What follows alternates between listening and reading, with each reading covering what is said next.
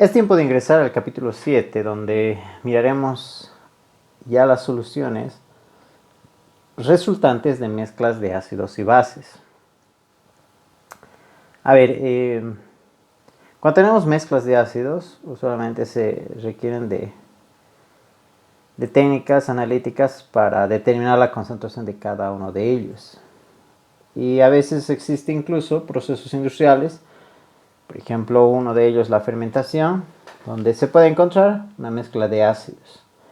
Y cuando hablamos de una mezcla de ácidos, hablamos de que pueden ser tanto ácidos fuertes como ácidos débiles. Y es necesario recordar lo que habíamos aprendido de los ácidos débiles y fuertes. Los ácidos fuertes tenían la capacidad o tenían la característica de realizar una disociación total. Y otra de las características que vamos a mirar para poder estudiar cuando mezclemos ácidos fuertes en nuestro sistema para encontrar ecuaciones como calcular la concentración de iones hidronio o también conocido como el pH menos logaritmo de la concentración de iones hidronio, es un criterio de que vamos a pensar que si vamos a mezclar estos ácidos no van a reaccionar entre sí. Y para partir de un ejemplo vamos a mezclar ácido clorhídrico con ácido nítrico y ácido perclórico. Cuando pensamos en ello, los tres son ácidos fuertes, no reaccionan entre ellos. Entonces la concentración de iones hidronio, como es una disociación total, va a tener que ser igual a toda la concentración de iones hidronio presentes en el ácido nítrico, más la concentración de iones hidronio presentes en el ácido clorhídrico, más la concentración de iones hidronio presentes en el ácido perclórico.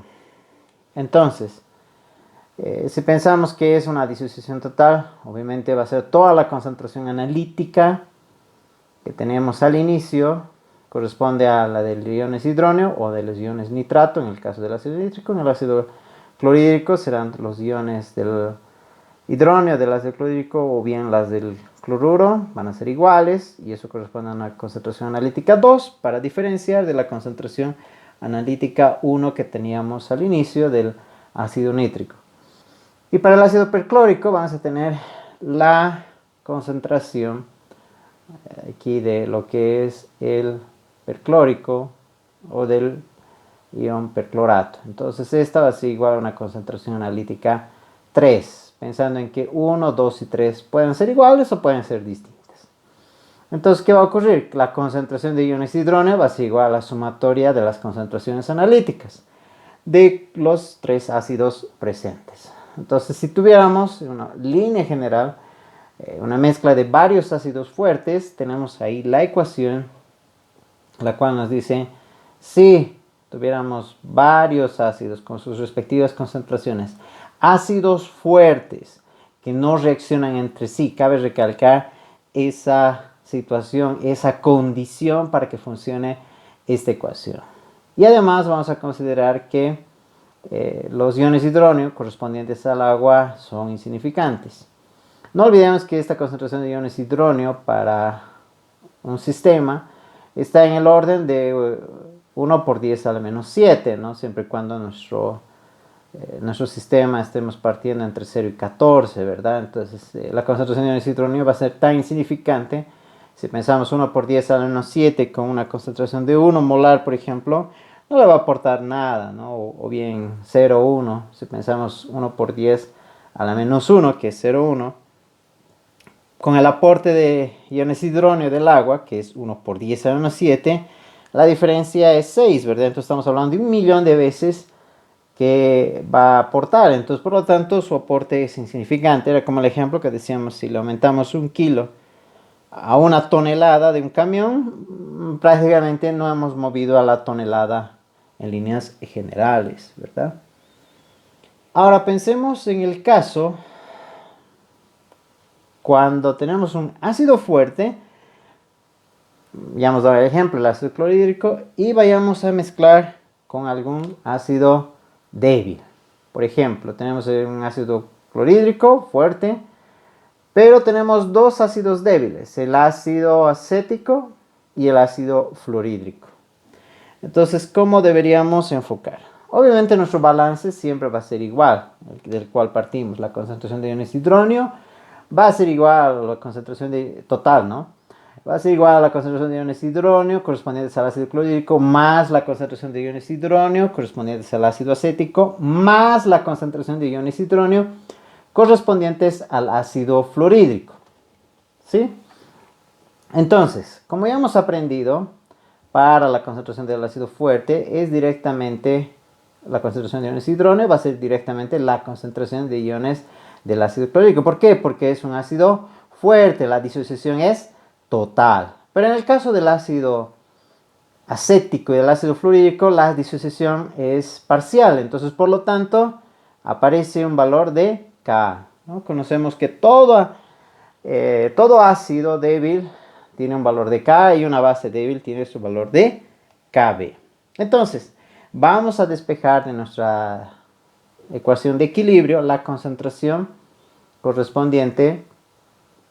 Ka es igual, ¿no? Expresamos la clásica, productos sobre reactivos, y de ahí vamos a despejar la concentración de iones hidronio para cada uno de ellos. Pero vamos a tener esta expresión en la cual fíjense que aparece iones hidronio aquí y iones hidronio acá. Entonces vamos a asumir algo. Vamos a pensar que la constante de acidez de nuestro ácido débil, en este caso podemos pensar primero para el ácido acético, el Ka, y el Ka' para nuestro ácido fluorhídrico, ¿verdad? Entonces vamos a pensar en que, ahí está el ácido fluorhídrico, va a ser Ka', ¿no? Entonces vamos a pensar que, como siempre vamos a asumir algo y vamos a pensar, si el valor de Ka es menor al 5% de la concentración de iones hidronio, y este valor también, el valor de Ka' correspondiente al ácido fluorhídrico, es menor al 5% de los iones hidronio, no olvidemos, si esto es menor al 5%, no va a ser un gran aporte, ¿verdad? Entonces inmediatamente va a desaparecer esta sumatoria y simplemente vamos a tener sobre Ka. Listo, y al haber hecho eso, podemos despejar la concentración de iones hidronio y nos queda una ecuación cuadrática, donde nuestra ecuación cuadrática simplemente va a tener, fíjense, los elementos, la constante de acidez, perdón, la concentración y la constante de acidez, la concentración de ese ácido, fíjense que es el par, la concentración del ácido acético con su constante de acidez del ácido acético. Y aquí la concentración 3 por la constante de acidez del ácido fluorhídrico. Entonces, fíjense, en líneas generales, cuando mezclamos un ácido fuerte con un ácido débil, va a ser igual a ¿qué? A la sumatoria de las concentraciones en este numerador. Fíjense, sumatoria de concentraciones del ácido fuerte más la sumatoria de las concentraciones igual del ácido fuerte más 4 veces la sumatoria de ¿quiénes? De su constante de acidez por la concentración. Si tenemos dos ácidos débiles, entonces habrán dos constantes de acidez y dos concentraciones. Si habrán tres ácidos débiles, van a tener que ser tres constantes de acidez por sus concentraciones. Obviamente todo eso dividido entre 2 cuando estamos resolviendo la ecuación cuadrática, ¿verdad? No se olviden que nuestra ecuación cuadrática siempre la hemos identificado usando menos b más menos raíz cuadrada, etcétera, ¿verdad? Entonces, esta va a ser nuestra ecuación general cuando tengamos ácidos fuertes junto a débiles. No hay que olvidar que los ácidos débiles siempre van a tener la constante de acidez. Los ácidos fuertes no tienen esa constante de acidez. ¿Por qué? Porque su disociación es total. No olvidemos aquello. Ahora, ¿qué ocurre si mezclamos solo ácidos débiles? Veamos este caso. Pensemos en que tenemos tres ácidos débiles con sus respectivos valores de constante de acidez y sus respectivas concentraciones, CA1, CA2, C3 y sus constantes respectivas, 1, 2 y 3. De nuevo, según nuestro balance de masa, la concentración de iones hidronio debería ser igual a la concentración de iones hidronio del ácido 1 más del hidróneo del ácido 2 más del hidróneo del caso 3. Entonces, usando de nuevo nuestra ecuación de equilibrio, podemos preparar nuestra ecuación en función de las constantes, las concentraciones y donde están los iones hidróneo. Ahora, podemos hacer de nuevo la suposición que hemos hecho hace un momento. ¿Qué pensamos? Que la constante de acidez es menor al 5% de la concentración de iones hidróneo. Igual en el caso 2 e igual en el caso 3. En ese instante, si se acuerdan, en nuestra expresión, si es pequeño, no va a ser un aporte. Entonces, por lo tanto, simplemente queda la concentración de iones hidróneo finales como denominador.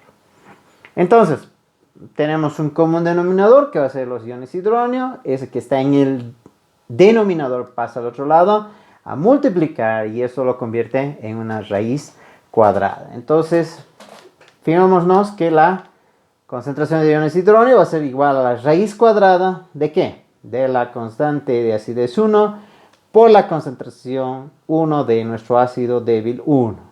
Más, fíjense, de nuevo es calcado, concentración 2 por su constante de acidez. Más la constante de acidez 3 por su concentración 3. En forma independiente o en forma general, podríamos decir que la concentración de iones hidróneo es igual a la raíz cuadrada de la sumatoria de los valores de la constante de acidez para ese ácido por la concentración de ese ácido. ¿Cuántos ácidos tengamos? No importa si tenemos 3, 4, 5. Todos de ellos simplemente va a ser raíz cuadrada de la sumatoria de Ka por Ca. Fíjense que es algo que lo hemos ido viendo en el anterior capítulo. Pero en este caso, fíjense que va a ser la sumatoria de todos los elementos que vayamos a tener. Y obviamente tenemos que recalcar que estamos haciendo esa deducción asumiendo que la presencia de iones hidróneo correspondientes al agua es despreciable, ¿no? Estamos pensando de 1 por 10 a la menos 7. No va a ser el rival directo, por ejemplo, de concentraciones de ácido del rango de 10 a la menos 1, menos 2, etcétera, ¿verdad? Entonces, ya lo hemos hablado bastante aquello. Veamos un ejemplo para poder ambientarnos a nuestras ecuaciones. Aquí tenemos la mezcla de ácido clorhídrico y ácido acético. Nos dan las concentraciones. Para el ácido clorhídrico 0.02 y para el ácido acético 0.01. Y fíjense, nos da la constante de acidez del ácido acético. No, perdón, es el ácido fórmico. No es el ácido acético, corrijo, el ácido fórmico. Y nos dan la concentración para el ácido fórmico 0.01 y su constante de acidez para el ácido fórmico. Entonces, ¿qué ocurre? Es la mezcla de un ácido fuerte correspondiente al ácido clorhídrico con un ácido débil correspondiente al ácido fórmico. Entonces, ¿qué vamos a hacer? Vamos a usar la ecuación que dice, tenemos la mezcla de un ácido fuerte con un ácido débil. Entonces, ¿qué decía esa ecuación? Decía que debe ser igual a la concentración del ácido fuerte más la raíz del ácido fuerte al cuadrado más 4 veces la constante de acidez por su concentración. Entonces hacemos aquello. Simplemente reemplazamos los valores y obtenemos la concentración de iones hidróneo. Pero hemos asumido algo para usar esta ecuación. Hemos asumido que la constante de acidez debe ser menor al 5% de la concentración de iones hidróneo. Se verifica, a ver, es 2 por 10 a la menos 4 versus 1 por 10 a la menos 3. ¿Se verifica? Sí, se verifica. Entonces no tenemos que hacer nada más. Si no se verificara, tendríamos que ir a la ecuación completa y ir reemplazando ahí los valores, ¿verdad? Ahora, el autor subraya, una vez que ya hemos hallado aquello, no tenemos por qué más preocuparnos. Si nuestro ejercicio era calcule el pH, obviamente con la concentración de iones hidróneo, introducimos a la ecuación de pH, ¿verdad? Menos logaritmo de la concentración de iones hidróneo y tuviéramos el pH respectivo. Veamos un segundo ejemplo con respecto a poder usar estas ecuaciones. Ahora tenemos una mezcla que es ácido acético, cloruro de amonio. Y nos dan los valores de K del ácido acético y el K de los iones amonio. Nos pide calcular la concentración de iones hidróneo totales. Entonces, fíjense que es el caso de dos ácidos débiles. Entonces hemos aprendido, cuando tenemos ácidos débiles, va a ser la raíz cuadrada de la sumatoria de K por Ca. Muy familiar para nosotros, pero ahora hablamos de sumatoria. Hablamos de cuántos ácidos tengamos en el sistema. En este caso solo tenemos dos, va a ser fácil reemplazar.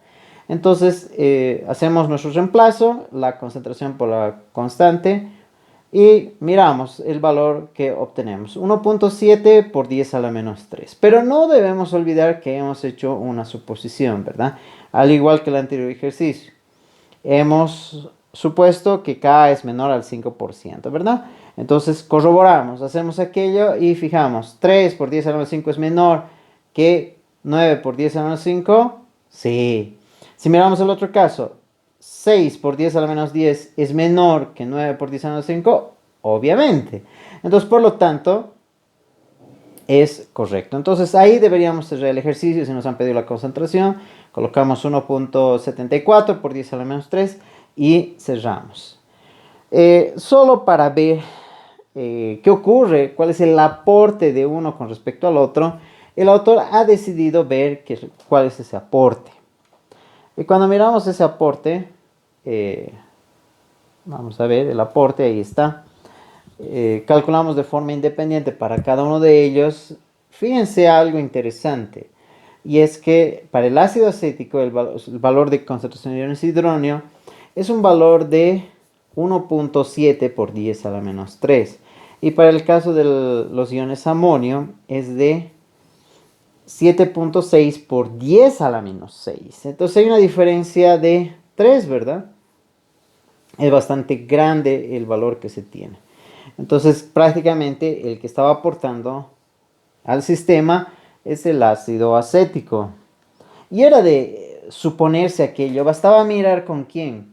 Con el valor de la constante de acidez. Fíjense que la constante de acidez del ácido acético es de un valor de 10 a la menos 5.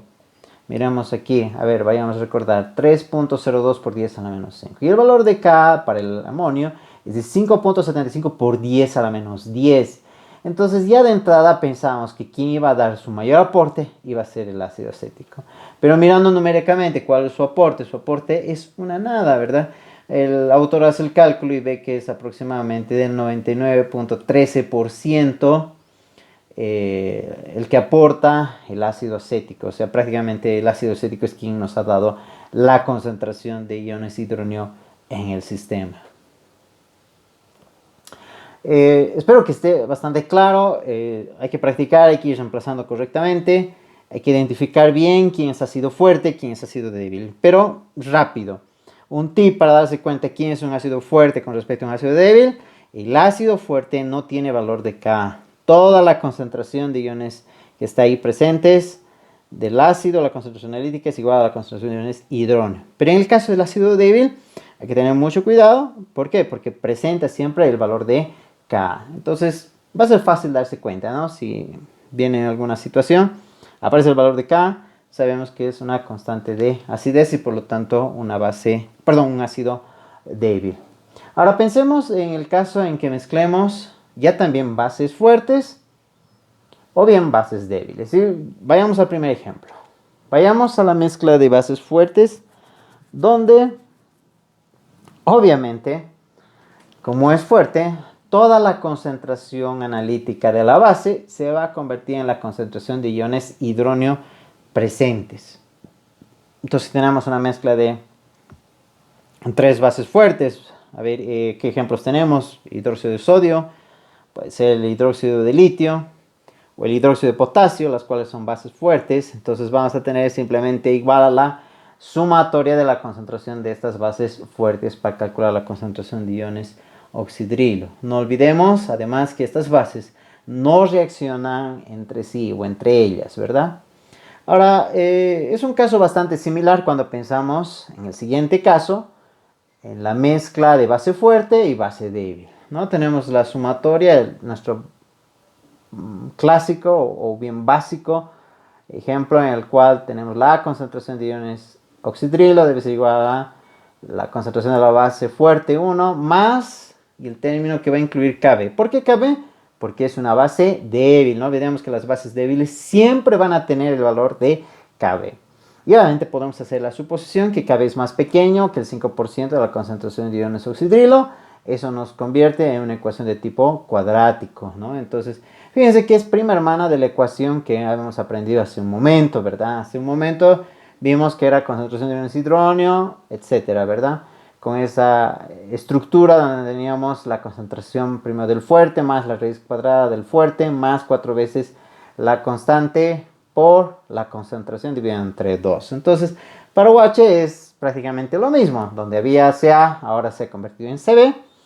Y vamos a tener obviamente la sumatoria en forma general, ahí en la última ecuación, la sumatoria de la concentración de B más la raíz cuadrada de la sumatoria de las concentraciones de la base al cuadrado más 4 veces de la sumatoria de Kb por Cb, todo eso dividido entre 2. Y eso sabemos que hemos usado desde nuestra ecuación cuadrática. Veamos alguna aplicación de estos casos. Obviamente es pensar que si tenemos, antes de ingresar al ejemplo, si pensamos una sumatoria de bases débiles, ¿qué vamos a pensar? Vamos a pensar obviamente la raíz cuadrada de la sumatoria de ¿quiénes? En ese momento era K por Ca.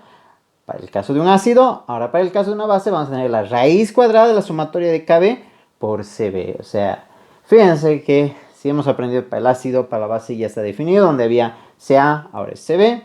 Donde había K es Kb. Es prácticamente la aplicación de todo lo que hemos ido viendo en el transcurso de estas últimas semanas. Veamos, a ver. Veamos un ejemplo, el ejemplo 7.3 que nos pide calcular la concentración de iones oxidrilo.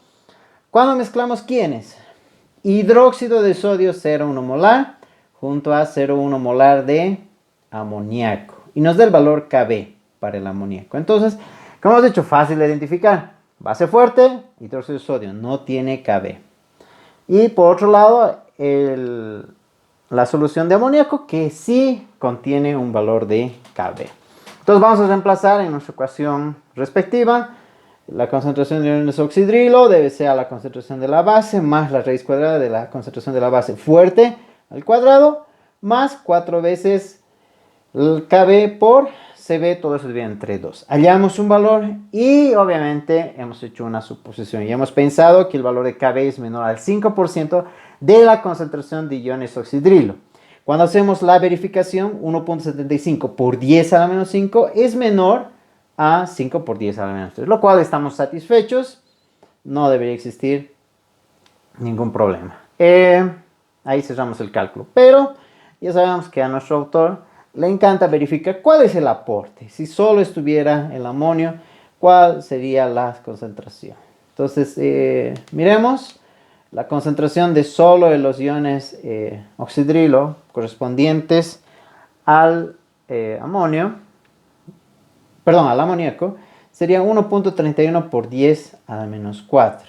Entonces, el aporte que realiza es muy pequeño, ¿no? Entonces, obviamente, es de pensar que nuestros sistemas, usualmente cuando tenemos un ácido o una base fuerte, el que llega a dominar usualmente son los ácidos fuertes o bases fuertes, ¿no? Entonces, en presencia de la base, fíjense que aquí nos hace un cálculo que aproximadamente hay un 98.69% de disociación de el amoníaco, ¿no? Entonces, tengamos en cuenta aquello.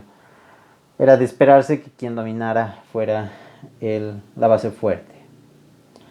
Pensemos de lo que decíamos en mezclas de bases débiles, ya habíamos mencionado hace un momento, prima hermana, conocida ya de nosotros, la ecuación donde ahora en lugar de K por Ca, va a ser Kb por Cb, pero va a ser ahora la sumatoria de todas las bases presentes bajo la suposición o la verificación, luego después de hacer nuestro ejercicio, de que Kb1 debe ser menor al 5% de los iones oxidrilo y Kb2 debe ser de igual forma menor al 5%, implícito que Kb3 debe ser igual a menor, etcétera, etcétera, etcétera, ¿no? Entonces, prácticamente podemos usar esa ecuación cuando tenemos una mezcla de ácidos débiles. Pensemos en un ejercicio, el ejemplo 7.4, que nos dice: calcule la concentración de iones oxidrilo de una mezcla de 0,1 molar de amoníaco. Nos da el valor de Kb del amoníaco y nos da otros dos componentes donde cada uno tiene su valor de Kb con sus respectivas concentraciones. Entonces, como ya hemos aprendido, la concentración de iones oxidrilo va a ser la raíz cuadrada de la sumatoria de Kb por Cb. Reemplazando los valores, hallamos y verificamos lo que hemos dicho, ¿verdad? Esta verificación que decíamos que el valor de Kb debe ser menor al 5% de la concentración de oxidrilo obtenida en nuestra ecuación. Lo hacemos. Y al hacer, fíjense que 1.7 por 10 a la menos 5 es menor que 2.4 por 10 a la menos 4. 3.9 por 10 a la menos 10 es menor que 2.4 a la 10 a la menos 4. Y 4.27 por 10 a la menos 4 es menor que 2.4 por 10 a la menos 4. ¡Oh!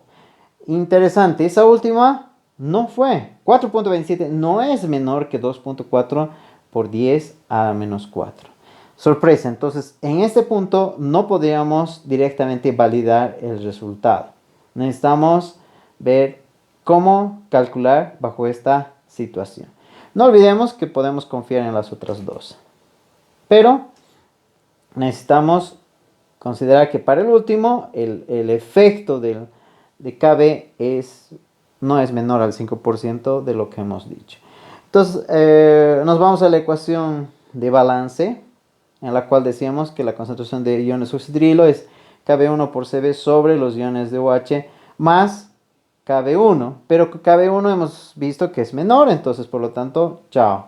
En el segundo caso, Kb2 también chao, pero Kb3 es importante. ¿Por qué? Porque en la verificación cuando lo hicimos hace un momento atrás, a ver, vayamos a ver, esta es nuestra expresión que estaba mencionando, OH, Kb1, Cb1 sobre OH, más Kb2, Cb2 sobre OH, más Kb3, Cb3 sobre.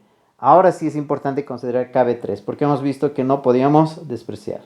Entonces hacemos los ajustes matemáticos y podemos reemplazar con el valor de OH menos 3. Fíjense qué valor vamos a utilizar. Previamente habíamos calculado el valor de OH. Habíamos calculado 4.8 por 10 a la menos 3. Ese valor que tenemos calculado va a ser el que vamos a utilizar en nuestra ecuación.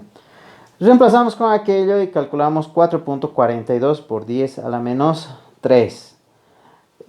Hemos calculado el nuevo valor y podríamos ver el error porcentual si no hubiéramos hecho este proceso de verificación. El valor del error porcentual es de 7.54%. Si miramos, el valor no es tan grave, apenas es un 7%, casi 8% del valor calculado previamente, pero es necesario cuidar aquello, ¿verdad? Entonces, no es tan crítico, pero se debe cuidar en algún caso, ¿no? Eso es lo que sugiere el autor. Aun cuando este valor no difiere sustancialmente del primer valor encontrado, es importante seguir el procedimiento recomendado. Hasta ahora los hemos visto de forma independiente a los ácidos y a las bases, o sea, solo ácidos mezclados, fuerte y débil, débil, débil o puro fuertes. Y también hemos visto bases fuertes, ambas fuertes, mezcladas. Y por otro lado, las bases fuerte con débil, débil con débil.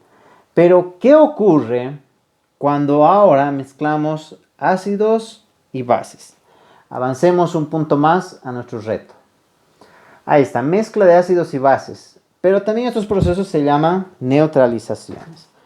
Entonces, el primer caso que vamos a ver es cuando mezclamos un ácido fuerte con una base fuerte. Y obviamente en este tipo de situaciones vamos a tener tres posibilidades. Me refiero a que obviamente en que uno puede ser en el caso de que sean iguales, o bien tenemos un más ácido que base, o bien más base que ácido. Son solo esas tres posibilidades que podríamos tenerlas, ¿verdad? Pensemos en una mezcla donde la concentración de A es igual a la concentración de B, también llamada mezcla equimolar. Entonces hemos agarrado, me invento, dos fuertes, un ácido y una base. Ácido clorhídrico más hidróxido de sodio. ¿Qué nos va a dar? Nos va a dar cloruro de sodio más agua. Pero lo podríamos representar como HA más BOH. Nos da la respectiva sal y su agua respectiva. Entonces podemos hacer un balance de carga. Diríamos, o sea, todo lo positivo al lado izquierdo, todo lo negativo al lado derecho. Eso ya hemos aprendido en hacer los balances de carga. Y un balance de masa, diríamos la concentración de A es directamente a lo que A negativo tenemos, como la concentración de B a B positivo tenemos. Entonces, pensando en que CA y CB son iguales, al final tenemos una ecuación donde nos dice que la concentración de iones hidronio es igual a la concentración de iones oxidrilo. ¿Cómo calcularíamos el pH? Simplemente sería un medio de pKw, ¿verdad? Para el pH. O si quieren, la concentración de iones hidronio va a tener que ser un medio de la concentración de, de la constante Kw. ¿Sí? Entonces, ¿qué queda de moraleja? Queda de moraleja que el pH va a ser sencillo, va a ser solo la mitad del valor pKw en el sistema, ¿no? ¿Por qué? Porque se van neutralizando, ¿verdad? Las concentraciones. Pensemos ahora en el otro caso. Pensemos ahora en el caso 2, donde el ácido está en exceso. La concentración de A está en exceso. Entonces la concentración de iones hidronio va a ser igual a la concentración de A menos B. Entonces por lo tanto el pH va a ser menos logaritmo de la concentración de iones hidronio. Entonces va a ser menos logaritmo de Ca menos Cb. Y en el caso opuesto, ahora donde la base está en exceso, obviamente la concentración de iones hidronio va a ser Cb menos Ca. Y si queremos calcular el valor de pH, tendremos que obviamente incluir el valor de pKw. ¿Por qué? Porque va a estar relacionado con la concentración de iones OH, ¿no? Entonces habrá que cuidar aquello.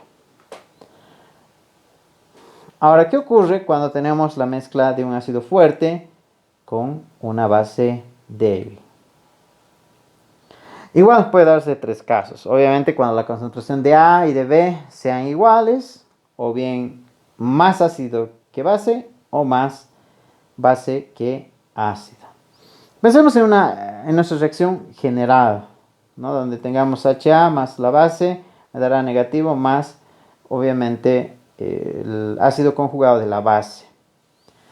Entonces, pensemos que el ácido fuerte, no va a existir problema con aquello. No, perdón, vamos a plantearlo como con su respectiva concentración A, Ca.